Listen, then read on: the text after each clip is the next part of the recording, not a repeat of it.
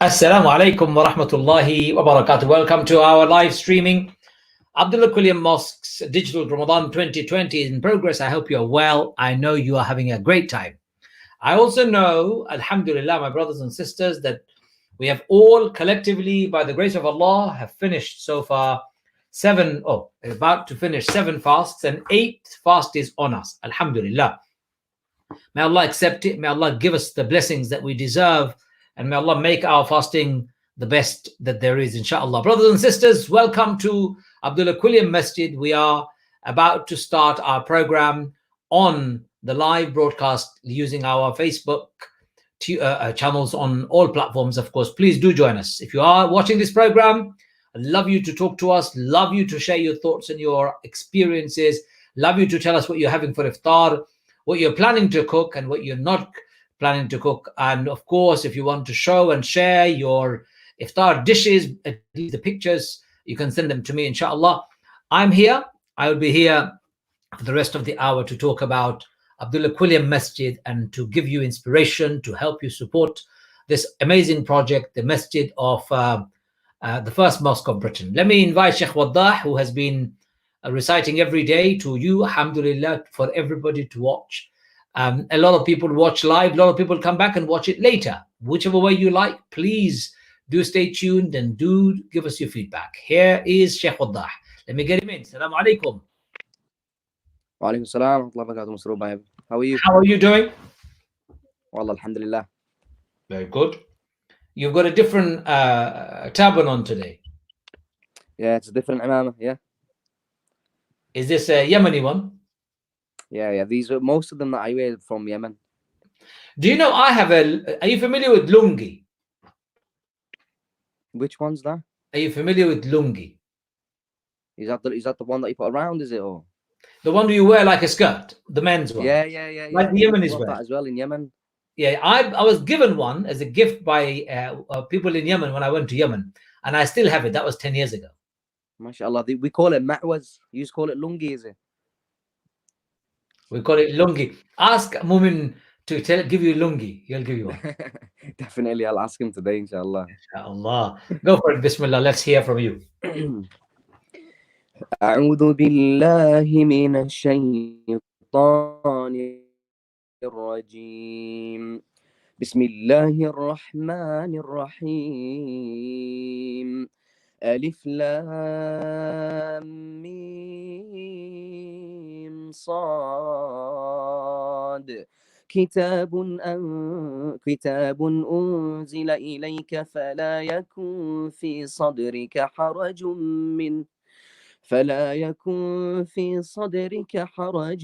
منه لتنذر به وذكرى للمؤمنين. اتبعوا ما أنزل إليكم من ربكم ولا تتبعوا من دونه أولياء قليلا ما تذكرون. وكم من قرية أهلكناها فجاءها بأسنا بياتا أو هم قائلون. فما كان دعواهم إذ جاءهم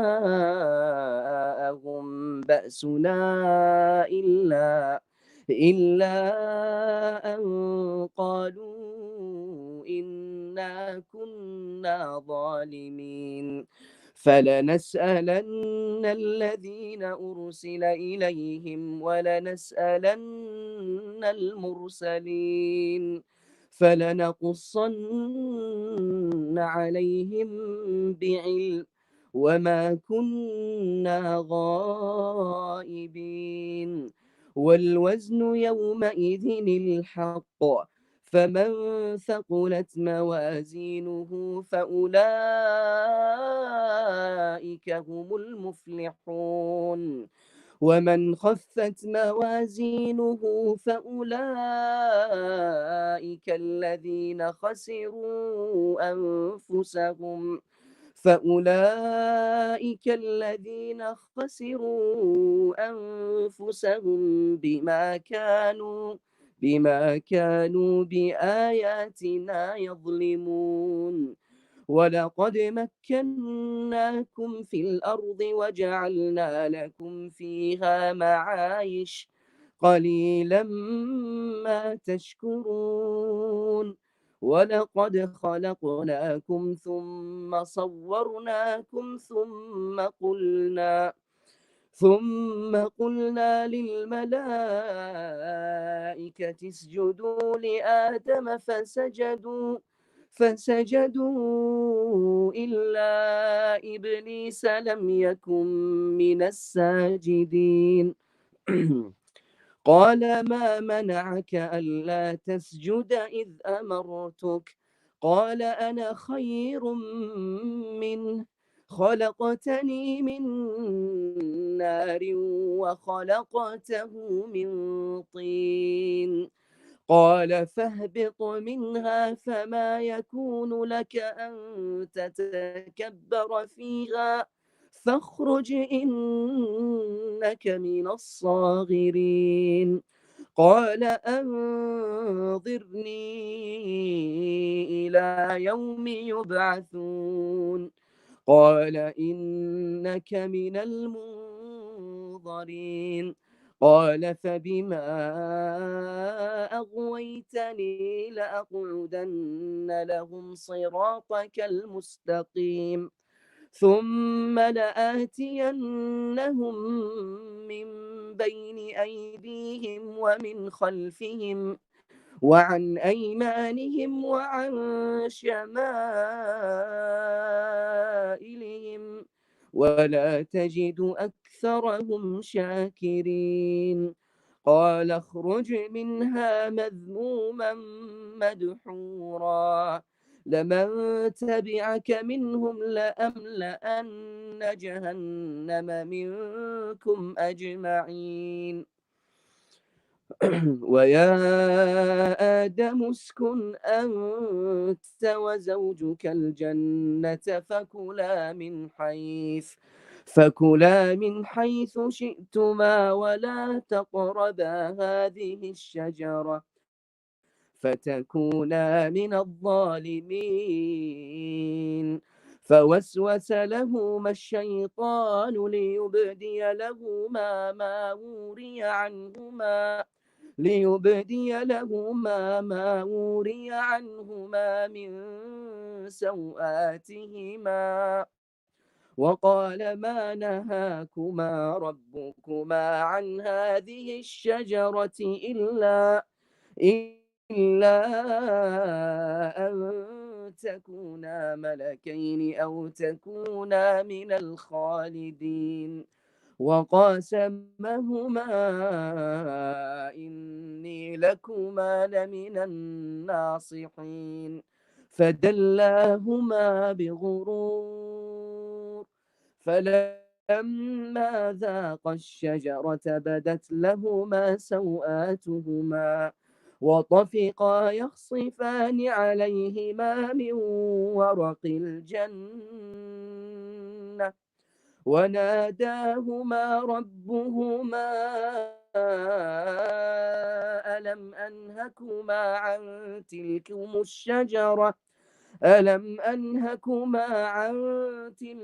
الشجرة وأقل لكما إن الشيطان لكم عدو مبين. قالا ربنا ظلمنا أنفسنا وإن لم تغفر لنا وترحمنا لنكونن من الخاسرين. قال اهبطوا بعضكم لبعض عدو ولكم في الأرض مستقر ومتاع إلى حين. قال فيها تحيون وفيها تموتون قال فيها تحيون وفيها تموتون ومنها تخرجون صدق الله العظيم. ما شاء الله ممتاز ممتاز ممتاز مرحبا. Allah bless you. Allah give you hayatan tayyiba. Shaykh Waddah, what a wonderful voice you have. Alhamdulillah. Allah keep you going like this for a long time. الجميع إن شاء الله. You as well. What إن is شاء الله. the secret of getting a good voice?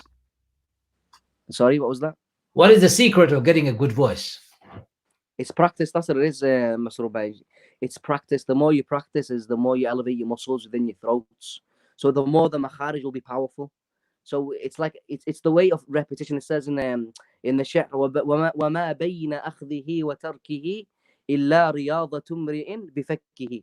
So just by taking the Quran, by being a good reader of the Quran or leaving it, it's only says it's exercise with the mouth, with the jaw. The more you exercise your jaw, the more you exercise your muscle, you're reading, subhanallah, and dua at the same time with that, inshallah.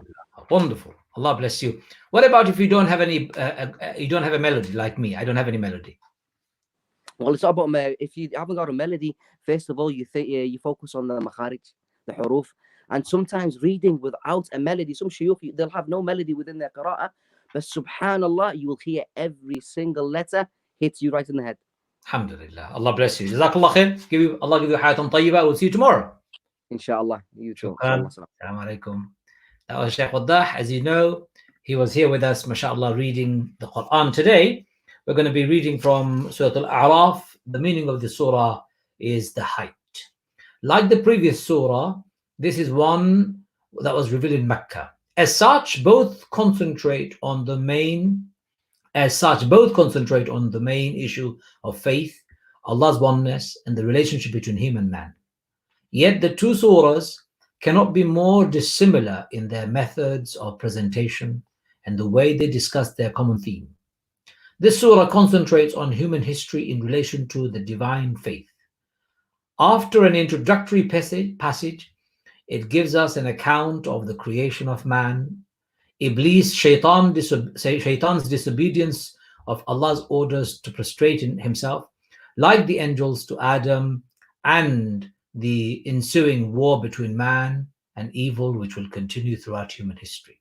The surah gives us accounts of different communities which disobeyed God's messengers, refused to believe, and suffered God's punishment.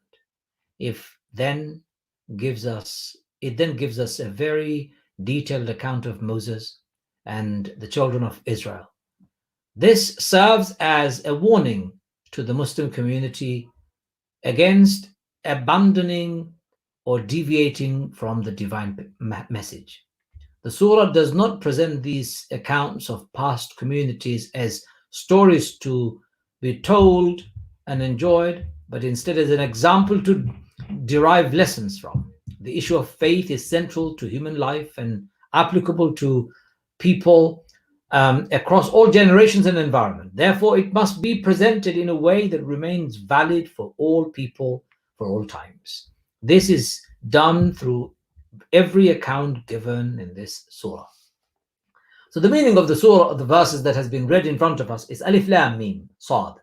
This is a book that has been bestowed on you from on high. So do not entertain any doubt about it, in order that you may warn people with its message and admonish the believer. Follow all of you what has been sent down to you by your Lord, and follow no master other than him. How seldom do you keep this in mind? How many a community have we destroyed with our punishment falling upon them by night or at midday while they were resting?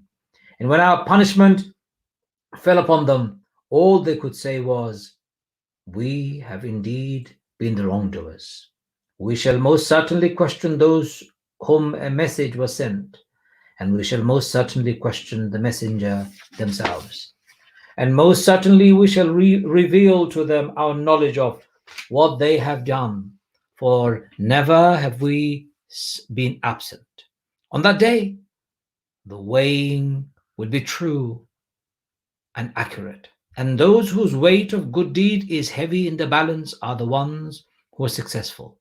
Whereas those whose weight is light in the balance are the ones who have lost their own souls because of their willful rejection of our revelation. We have established you firmly on earth, and we have provided you there with means of livelihood. How seldom are you grateful? We've indeed created you and then formed you.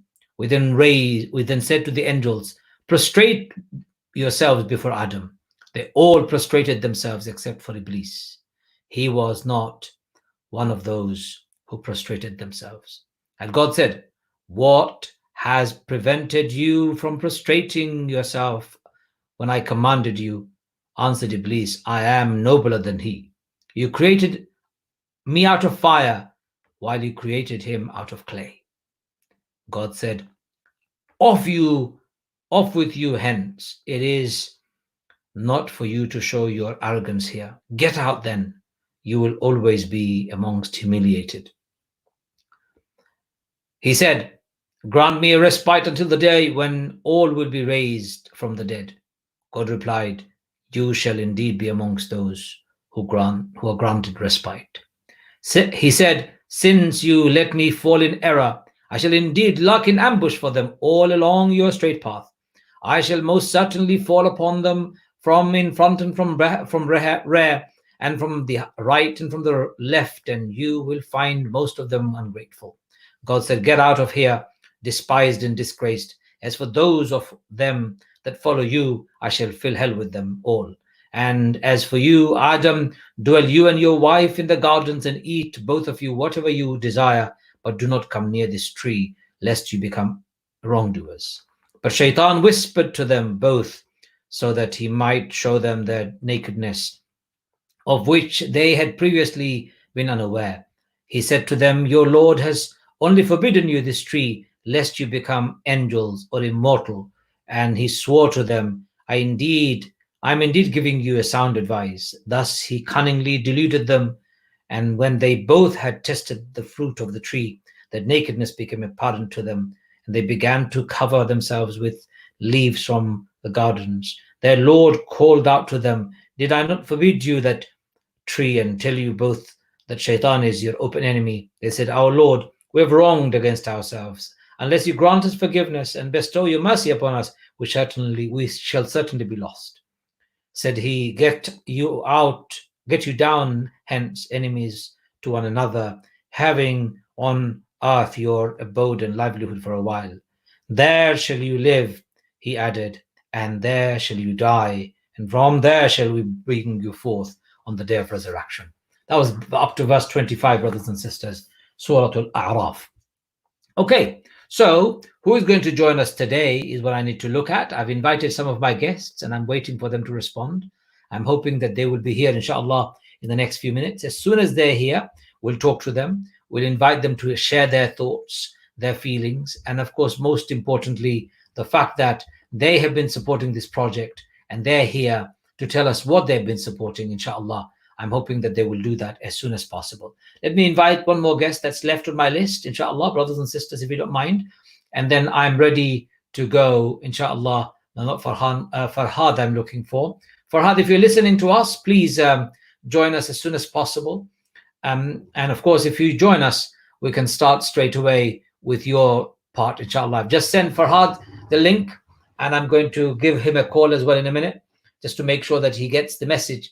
Inshallah, brothers and sisters, it is so important that we broadcast the story of Abdullah Quilliam. While he's doing that, I'm going to share with you a story of Abdullah Quilliam from sharing a video, inshallah. Just give me 1 minute. Let me find the video that I want to share. Brothers and sisters, it is a beautiful story. I'll tell you, because it is a story of Abdullah Quilliam that we want to tell everybody, and we don't tell enough. So I'm going to open it up for you, and I'm going to make sure that we're all ready to watch it. There you go. No, this is not it. Abdullah Quilliam Masjid, this one here. Okay, let's go back and let's share with you the story. Share the screen and application windows. Brothers and sisters, where is my Abdullah Quilliam video? There you go.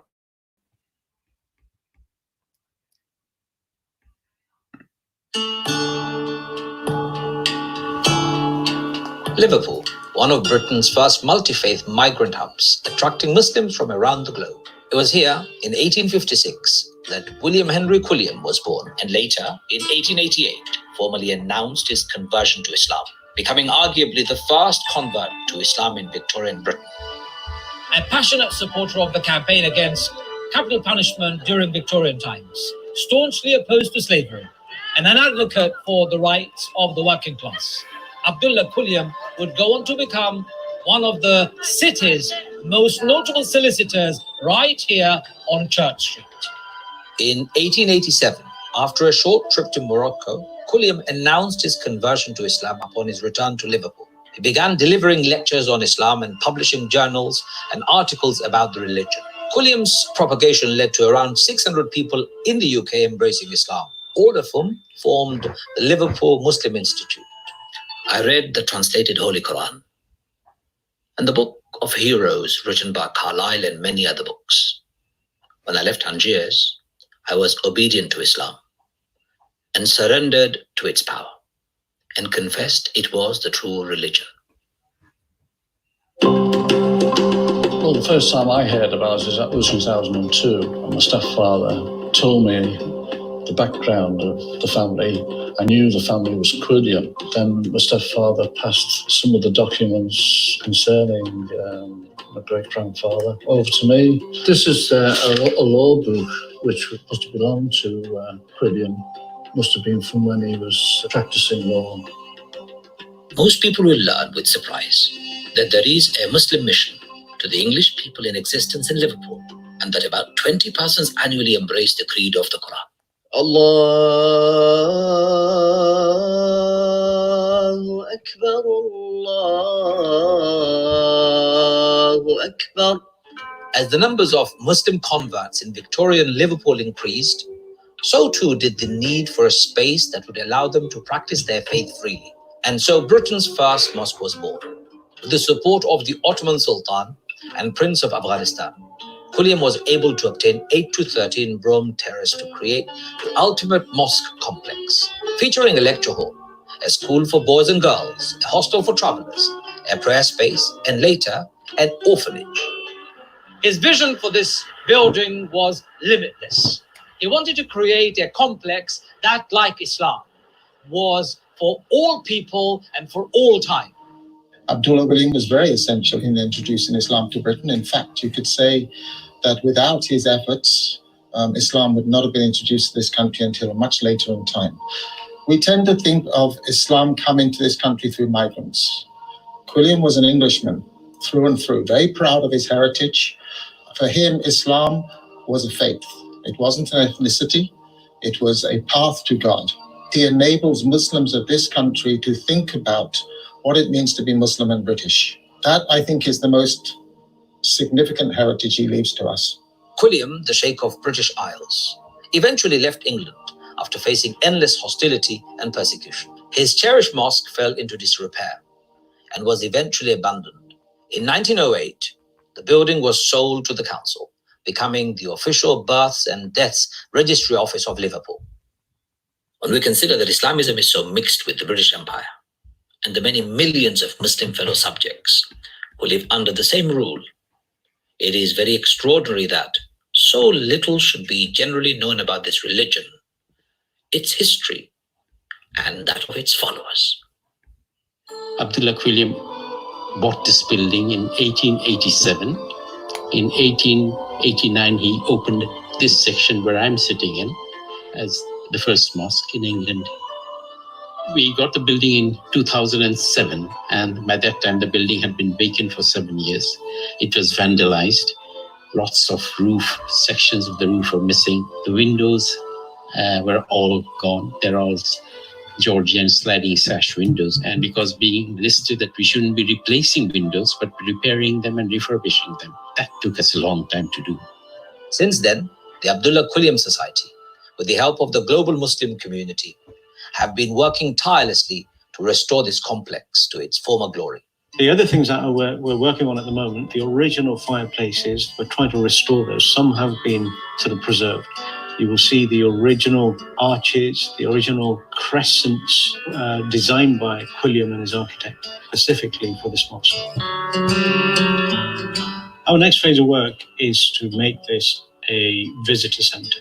This will become the very first ever British Muslim Victorian mosque, where you will experience at first hand how Victorian Muslims lived. And this is a very unique project of its kind in the Western world. This space is not just an integral part of Victorian history, but an integral part of Victorian Islam and the very fabric of British Muslim identity. Brothers and sisters, here in Liverpool, we're trying to recreate, restore Britain's vast mosque. Abdullah William Quilliam was one of the earliest converts to Islam, and he established this mosque more than 100 years ago. It's been dilapidated, left to ruins. We are on target to completing this project and restoring Britain's only Victorian Islamic experience. We have also the opportunity to buy the next door building. To complete the modern and the old Islamic experience, we need to raise more than £2 million. Would you like to be one of those founding donors helping us to complete our project? Please donate generously using our website address below.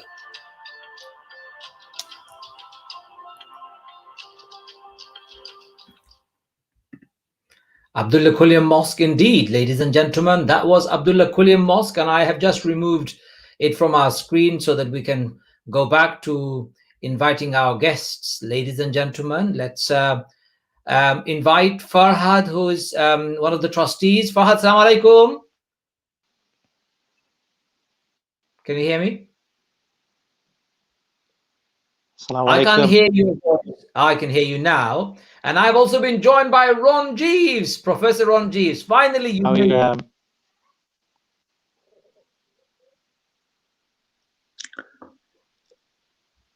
Assalamu alaikum, everybody. Good evening. And I hope your Ramadan is progressing well and you're all keeping safe.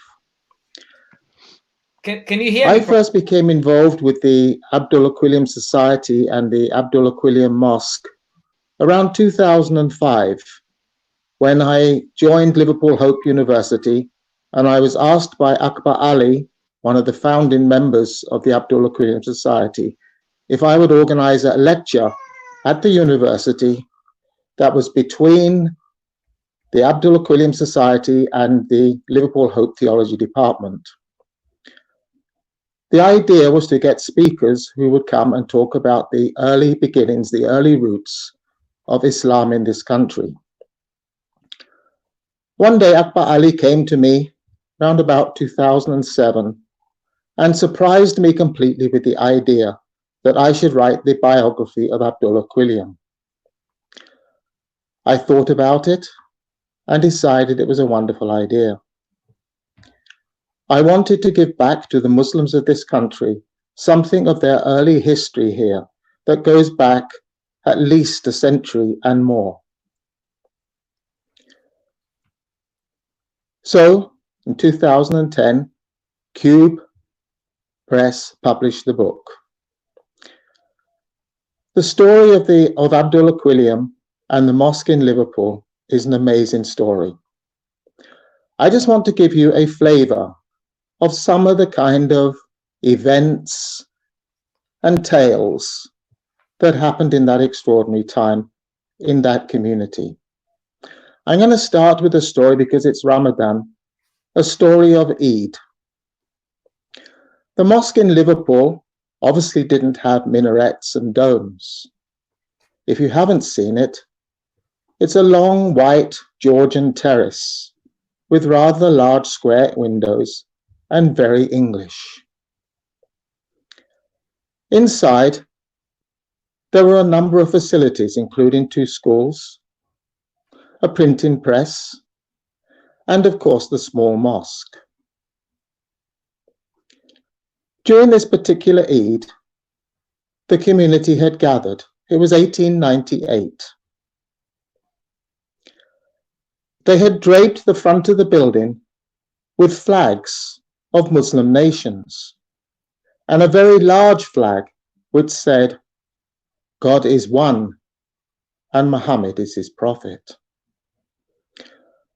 This would have been a very courageous thing to do in Liverpool in 1898, when Muslims were not really well known in this country, and attitudes towards them were mainly based on empire.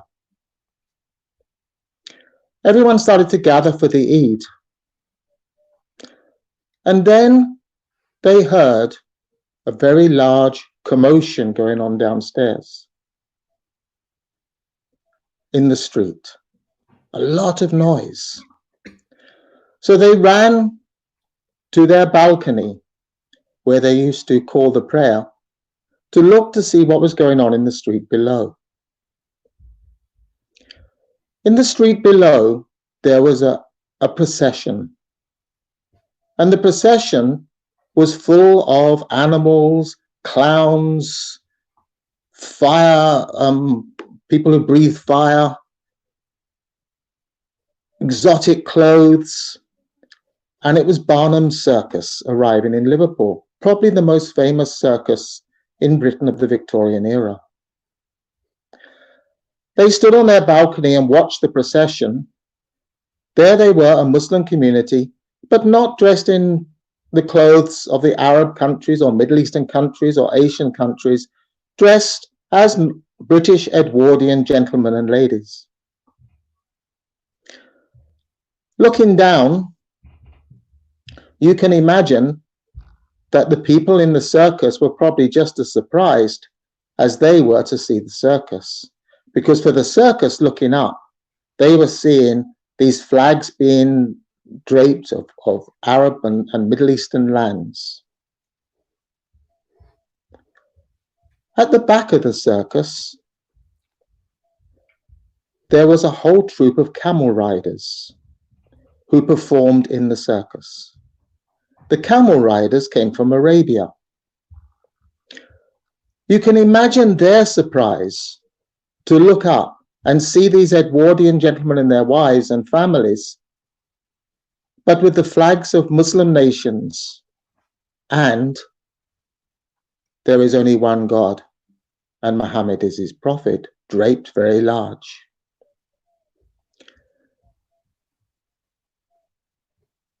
Some of the Muslim converts turned to their Sheikh Abdullah Quilliam, and they said, "Should we go and invite them to join us for Eid?"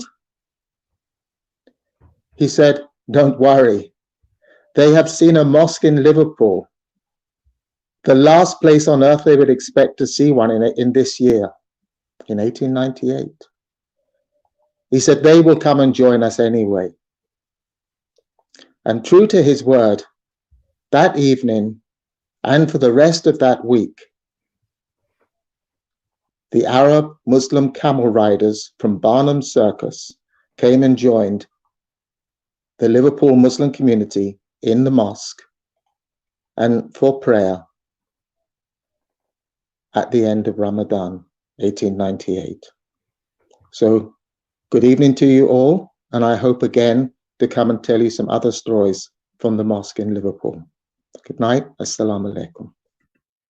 That was a beautiful story told by our dear brother Ron. Thank you very much. I'm not sure, Ron, if you can hear me, but what a story it was indeed. Let me get all my guests here.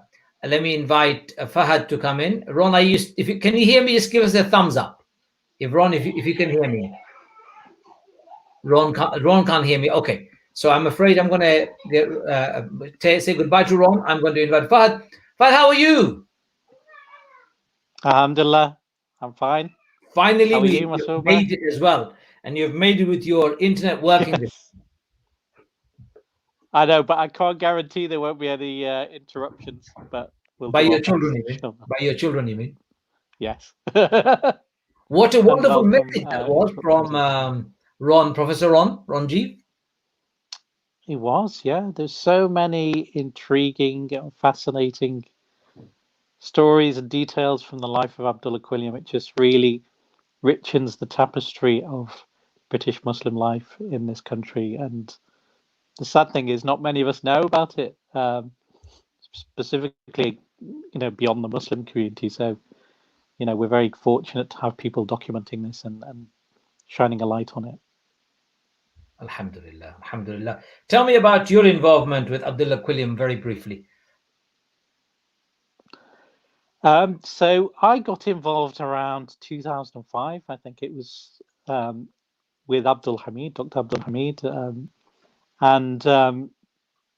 so we met at university, and Dr. Abdul Hamid was involved.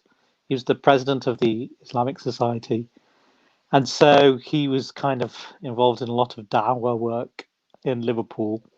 And the Abdullah Quilliam Society at the time had many of the leading kind of minds within the Liverpool Muslim community. It was very diverse as well. So it was chaired by the late Dr. Akbar Ali. Obviously, Mr. Khan was there. The board, as I said, was very diverse: Nigerian, Somalian, Pakistani, Yemeni. Barristers here, lots of, as I said, leading community figures. So we always, we saw kind of the dawah potential of this project very early on, and so when they invited us on board, and it was really through, I think, we'd started developing a relationship with Moin Bai, and he was keen to have some young blood. So yeah, it was a huge honor and a privilege in 2005, and you have to remember then, it was literally just negotiations with the council for 8 to 10 Brougham Terrace. So the idea of where we are now with the masajid and all of the activity, and now next door 1 to 7, it was unimaginable then. So yes, been involved now for 15 years. It's been a long struggle. Obviously, the project really took off when people like yourself got involved, and we were able to raise the profile nationally, internationally, and start the grassroots campaign, which has meant that thousands of people in the UK and across the world have become aware, taken this project to their heart, and donated. And subhanAllah, it's credit to the sacrifice of obviously the trustees in the beginning, and also everyone who's dedicated their efforts and commitment to the project that's got it where it is today. Alhamdulillah, thank you very much. And currently the mosque has got a huge development plan, isn't it? Yes, just to paint a picture perhaps for the viewers who have never been to Liverpool, it's very different to other cities in that there's 50 nationalities, Muslim nationalities here. It's incredibly diverse. You don't have the kind of large South Asian community. So Asians are actually in a minority here. You have big Yemeni and Somali communities. And so the benefits are, there's a lot that we do well in Liverpool. So for instance, we all start Ramadan at the same time. We all do Eid on the same day, which is quite unique for many cities. So in that sense, we're quite unified. But in other respects, we lag behind other cities. So we don't have many institutions that you find in other cities. So that's what makes what we're doing here very important, because not only are we going back to our origins as a community, but we're also building those institutions that mean we're putting it on a firm footing for future generations to live as practicing British Muslims. Inshallah. Fantastic idea, fantastic thought. With that, I'm going to say goodbye to you, Brother Fahad. We would like you to come back again. We've got 23 more episodes to go, inshallah, so we will get you back sometime soon. Take care of yourself. Have a fantastic few days of Ramadan, and I'll talk to you maybe in 3-4 days' time. We'll be back. We'll get you back. Thank you. That'd be my pleasure. Inshallah. Assalamu alaikum. Alaikum assalam wa rahmatullahi wa barakatuh. That was Fahad there, who, mashallah, has been involved with it for a very long time.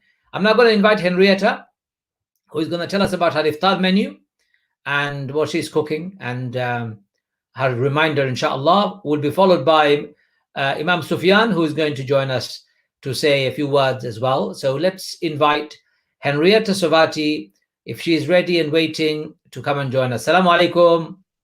Wa alaikum assalam. How are you? Alhamdulillah, how are you doing? I'm good. I'm good. I finished all the cooking, so I'm afraid you're not hearing any sizzling or any other stuff from me, but I finished all the cooking and it's looking quite exciting today again. Good. What's the variety on your table for your iftar today? So today we are going to break the fast with watermelon juice, and your daughter has made amazing lemon drizzle bites, which is energy bites with almond, cashews, coconut, lemon, and various things mixed together, really lovely, wrapped in coconut. And then we have salad. I made some fool. We have guacamole, we have tortilla chips, and we will have some burgers from yesterday. So whoever is still hungry, which I doubt, we always, our eyes are always hungrier than what we can eat. Whoever is still hungry, we still have burgers. Alhamdulillah. Very good. Okay, so you've got lots of food there. Let's talk about some food for thoughts. What reminder do you have today for us? Well, I was actually quite surprised, and of course, it's always Allah's ways. While I was listening to the life of what happened to Abdullah Quilliam, and because I picked up today, I was reading a very beautiful book. It's called The Marvels of the Heart.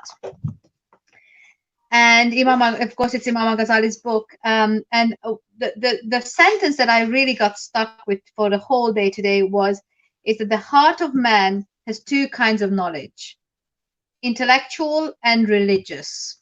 And I always wonder, with convert stories, is that how people get to the idea of knowing God. And there is a sense of feeling God, but there is also a sense of knowing God. And I think this sentence is really what Ramadan is about, is to understand that we have to go through a certain process to understand in our heart the difference between religious and intellectual knowledge. And so I kind of thought about this the whole day, because I've seen so many people, I meet so many people who are incredibly intelligent, but there's something in that intelligence that's almost like stopping them to go just a little bit further, just to go a little bit, one more step to actually go into areas which are not familiar for us. I grew up in a non-religious household, but I was always drawn to the idea of God, the idea of the universe, secrets of the universe, and I dedicated my entire, in studies to find out what this is. And then, of course, Allah gave me a huge burden and a huge challenge and a test when I went into a coma for 3 days. From there on, I don't think there was any other way back except thinking about what else is moving this universe. And I really believe that Abdullah Quilliam went through very similar process, bringing an entire religion to a country where it's unknown. It must have been incredibly empowering, but also, you need a huge amount of strength to be able to do that. So you have to be so convinced of what you believe and what you want to bring to this island. Is that what's the word? The prowess, the strength that comes from understanding the world, understanding ourselves and our place in the world, I guess. So I wanted to leave this sentence for everyone to think about, because knowledge enters into our heart through different doors, and we need to be open to whatever comes. We need to be very conscious and mindful of what we learn and what we inhabit and what we make our part of our life. And the curiosity should never stop. It should always just take us further and further to understand more and more about our relationship with God, our relationship with others, and essentially our place in the world. I think this is one of the reasons why I love Ramadan so much, because it just gives us this opportunity to think and reflect deeper than what we would usually do, hopefully. So even if it's 5 minutes a day or 10 minutes, whatever you can spare, it's worth coming to yourself and think about what brought you here and where do you want to go. Thank you very much. Thank you very much, Henrietta, for that amazing reminder. And of course, looking forward to iftar very soon, inshallah. Hopefully, it's going to be as lavish as you have painted the picture, inshallah. Inshallah. See you soon. Assalamu alaikum. Assalamu wa rahmatullahi wa barakatuh. That was Henrietta. We're now going to be joined by Imam Sufyan, all the way from Liverpool. Let's invite him in. Assalamu alaikum, Imam Sufyan. Wa alaikum assalam wa rahmatullahi wa barakatuh. How are you doing? Alhamdulillah, I'm doing well. How are you doing? Good. I haven't seen you for a long time. Yes, same. Yeah, I haven't seen you as well for a long time. Yeah, very good, very good. So, how is life? How is Ramadan treating you? What's cooking for you for the start?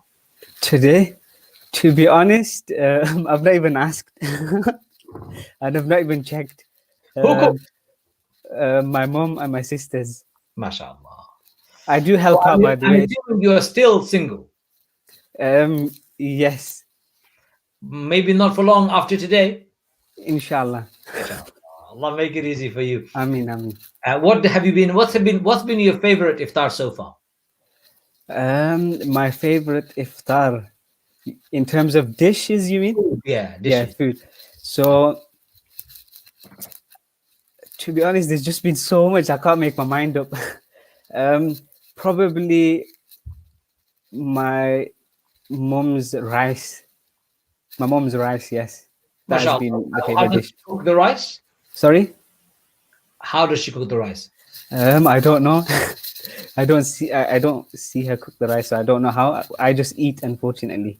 No problem.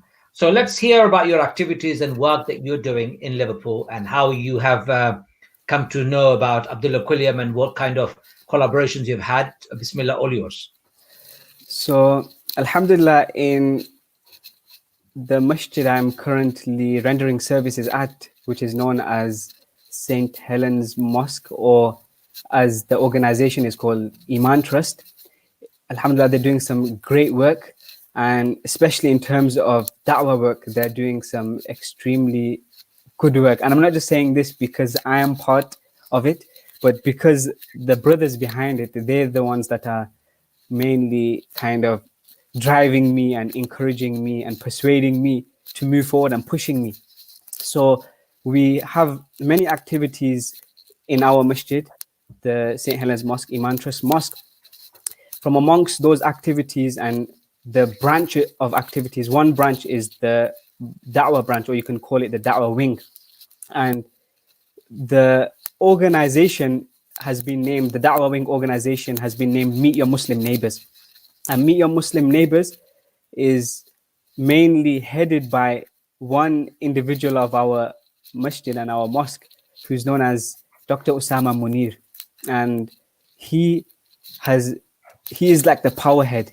What we do, we contact kind of institutes and organizations around us, non-Muslim organizations, non-Muslim institutes around us, and we reach out to them. And we say that, look, we are a mosque here. We are your neighbors. And we started off by tackling our local community, the local non-Muslims, because we have a very small community in our St. Helens area of Muslims. So we basically started building bridges with the non-Muslims, inviting them to the mosque, the people from the churches, the people from the synagogues, the people from, the different religious bodies. We invited them, and we have like days, what we call da'wah days, or Meet Your Muslim Neighbors, and we name it this as well. We name it after the organization. We have a little program, a briefing about what Islam is. We invite them for food as well, and we invite them for refreshments, and they ask many questions. And then we also give a lot of literature. And surprisingly, many of these people that come to our mosque, they go back saying, once they leave, that, wow, this is totally different from what we have been hearing on the media, what we have been hearing from outsiders in relation to Islam. And they have become positively impacted, positively influenced, to such an extent that it has had a very good impact on the community, and the portrayal of our image, the image of the Muslims, has been very good, and it has reached the stage where museums, local museums, even museums in Liverpool, they contact us saying, can you come down on such and such day and hold a program and enlighten the people about what Islam is. And alhamdulillah, the beauty of our organization, this da'wah organization or the da'wah wing, is that we act professionally. So basically, a lot of the literature, a lot of the banners, a lot of the things that we have in relation to Islam, they're all professionally presented. So when we have an exhibition in the museums, we make sure the banners are professionally presented. We make sure that the tables are set out and the da'wah stalls are set out in a way that they are engaging, they are presentable, they are inviting. So basically non-Muslims are happy. We have activities for children as well, and we make it very engaging. And then we have another driving force that I never mentioned, I failed to mention, whose name is Dr. Noshad, and he's from Blackburn, and he helps out a lot as well.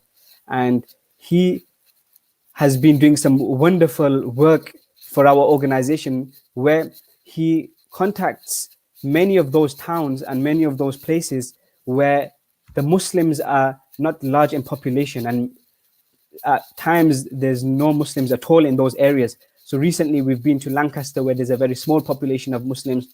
We went to Whitehaven, a very beautiful area where there's very few Muslims, and we contact the Muslims there as well to help us. And we inform that, look, we're going to have these da'wah programs and these da'wah events, and then we look for the ideal locations. So for example, youth centers, for example, the town halls. So in Lancaster, we had a da'wah event in the town hall, and we invite all those people that have a positive influence on us as a whole. So from the political people, from those that are linked to the schools. So we call the MPs, the councillors, the police, the people that are linked and related to the fire service. We also call teachers. We'll call other influential members and even non-Muslims, and we invite Muslims as well to come and help us. And alhamdulillah, this builds bridges, it breaks barriers, and it also increases us in faith. It makes us carry out our obligations and our duties in relation to da'wah, where we have to make sure we propagate. Hold on there. Thank you very much. It's amazing. I'm very delighted to have you and hear about your great work. Keep it up. And I'm only jealous that you are doing so, mashallah, so well, going to remote areas, reaching the unreached people. Inshallah, we hope and pray it goes very well. I'm going to let you go because I've got another guest who is waiting to come in, inshallah. No problem, inshallah. We gave you, alhamdulillah, a good 5 to 7 minutes to tell us about your project. We're very grateful. May Allah bless you Ramadan. And no problem. Jazakumullah khairah. Yourself as well. Jazakumullah khairah. Assalamu alaikum. I'm going to invite Dr. Imran to come on our program now. Dr. Imran, assalamu alaikum. Oh, walaikum salam, brother. How are you doing? Alhamdulillah, I'm fine. I'm fine. How are you? I'm excellent, alhamdulillah. You're a medical doctor. Yes. we take our hats off to all the NHS staff. You guys are doing a wonderful job. Thank you so much. Every time I see you guys, I want to say, Ya Allah, give them the best result in this world and the hereafter. Inshallah. Inshallah. Alhamdulillah. May Allah keep you that way. So, a doctor, very quickly, practical advice for people who are listening to our program about Ramadan and how they should keep themselves healthy during fasting hours. Okay, I mean, can I just start by saying fasting itself is it's extremely healthy for the human body to fast. A lot of research nowadays is proven that fasting is healthy in itself. And in terms of actually having nutrition, having a balanced nutrition during fasting, I think the key thing is to drink plenty of water, prevent dehydration, and recognize the fact that depending on different types of weather, there is going to be a mild amount of dehydration, because obviously the body loses fluid through breathing through the skin, sweating, and when people go to the toilet, obviously they lose water. So there's going to be a mild amount of dehydration. So you need to make sure you drink plenty of water at the time of suhoor, and again after iftar you need to make up for it. Obviously, if people are getting dehydrated, you'd know that, because people would feel dizzy when they stand up. They would feel extremely tired and fatigued more than usual. It means there's probably not enough water in the body. And we also need to try and have food that is rich in water. Things like watermelon, plenty of fruits, soups, stews, that was going to contribute to the water pool in the body. And I think that'll be a key message. Also, we need to recognize the fact that when we are fasting, the body is utilizing and getting energy by burning up the carbohydrates, and then it starts beginning to burn down the fat to release energy. Okay, so you need to try, and it's one of the ways of actually making sure that you have food that is rich in protein as well, rather than just relying on a lot of carbohydrates. So it's a good thing then, if we are fasting, we should be losing a lot of weight because your fat will be burnt off. Yes, but I think that brings us to the element of what we have for iftar. So we need to make sure that we avoid fried food, all the fried samosas and stuff, and try and supplement it or try and replace it with baked stuff. Okay, to make sure that we're not putting on all the calories that we are losing by fasting.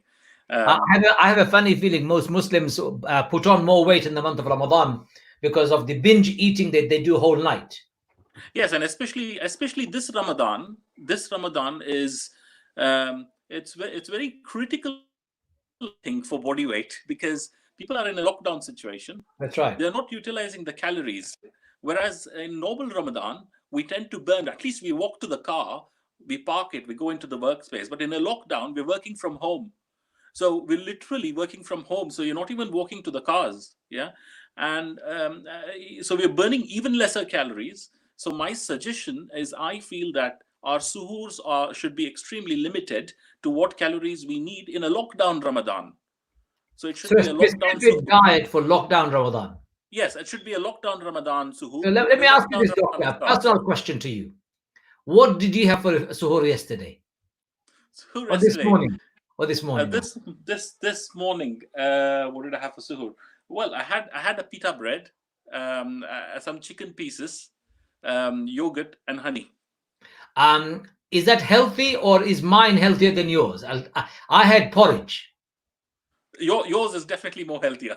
Alhamdulillah. I had a bowl of porridge, 3 dates inside, and a spoon of honey with fresh milk, and I boiled it to boiling point, and then I made it into a nice, hot, sticky porridge, and I ate that, and I do that every suhoor, every day. Yeah, alhamdulillah, especially addition of dates. Dates is something that you're going to get a lot of nutrients from dates. Okay, you know what? And I don't feel at all hungry throughout the day. And I have got so much energy throughout the day that everyone is absolutely surprised. How do I manage? And I'm fasting. Alhamdulillah, never been a problem. Yeah, alhamdulillah. It's a good recipe for a lockdown suhoor. And even without a lockdown, it's good. But in the lockdown, I think it's all the more important to really watch what we eat, because we are limited, unless people are obviously having a gym and they're really working out indoors. And I doubt it. They're working out with pakoras and samosas and biryanis, for what I know. Somebody just wrote, put chia seed on your porridge, keeps you feel even longer. Yeah, chia seeds don't do me any good. I'm very happy with my dates. Thank you, Andrea. That's lovely advice. I've tried chia seeds. I don't know why they don't do any good to me. Yeah, I would definitely recommend black seeds, though. That's one thing I do, is sprinkle a few black seeds. That's a good idea.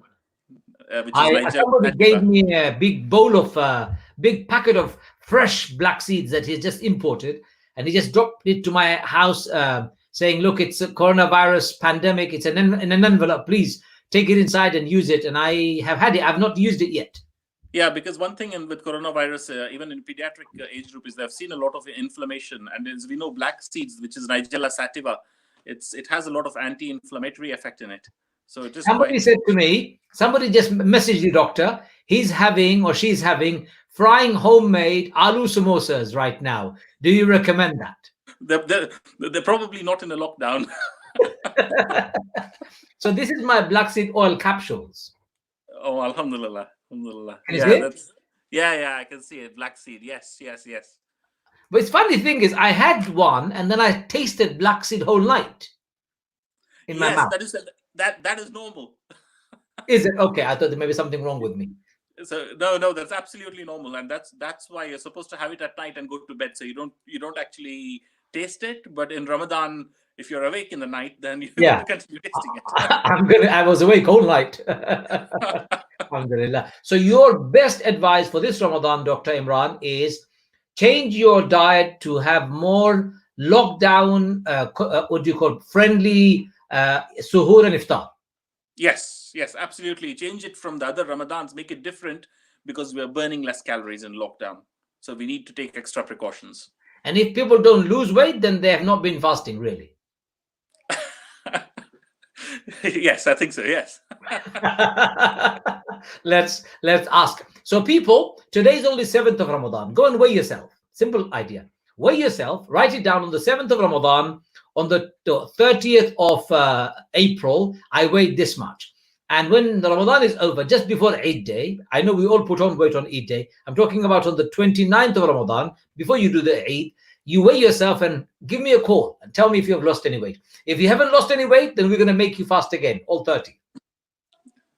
Anyway, Dr. Imran, I'm very grateful to you for your time. Any final advice and thoughts before you go? The final advice really is to keep well hydrated. Really. Make sure it's actually more important than the nutrition is really to make sure we don't get dehydrated throughout the day. But that's the problem. If we drink a lot of water at night, we'll have to go to the toilet so often. One would be very irritated by the fact that they can't sleep.